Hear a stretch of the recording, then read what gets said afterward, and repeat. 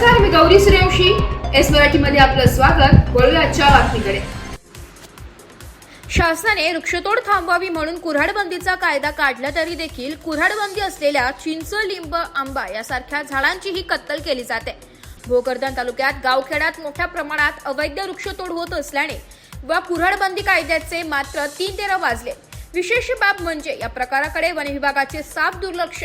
शासन एकीकडे झाडे लावा, झाडे जगवा असा संदेश देत वृक्ष लागवडीवर लाखो रुपयांचा खर्च करत आहे, तर दुसरीकडे प्रशासकीय यंत्रणेच्या कामचुकारपणामुळे झाडांची सर्रास तोड होत असताना वन कर्मचारी मात्र मूग गिळून गप्प असून याकडे डोळेझाक करत आहे. आंबा, लिंब, चिंच, बाभूळ विविध जातीचे वृक्ष लाकूड व्यापारी सर्रास वृक्षतोड करीत असल्याची पर्यावरणाला धोका निर्माण होत आहे. वन विभागाची ही जबाबदारी असताना या प्रकाराकडे दुर्लक्ष असल्याचं दिसत आहे, तर व्यापारी आणि वन विभागातील काही भ्रष्ट कर्मचारी व अधिकाऱ्यांची या प्रकरणात मिलीभगत असल्याचं नागरिकांतून ऐकण्यास मिळत आहे.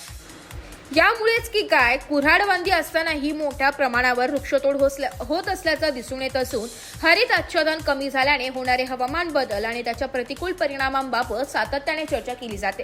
कारण भोकरदन तालुक्यातील माळरानावरील कमी होत असलेली झाडे यामुळे विजा पडण्याचे प्रमाण वाढत आहे.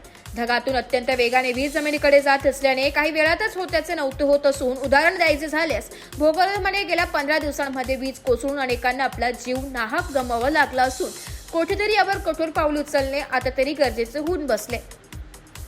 एस मराठी न्यूज साठी प्रतिनिधी अमोल शिंदे, भोकरदन.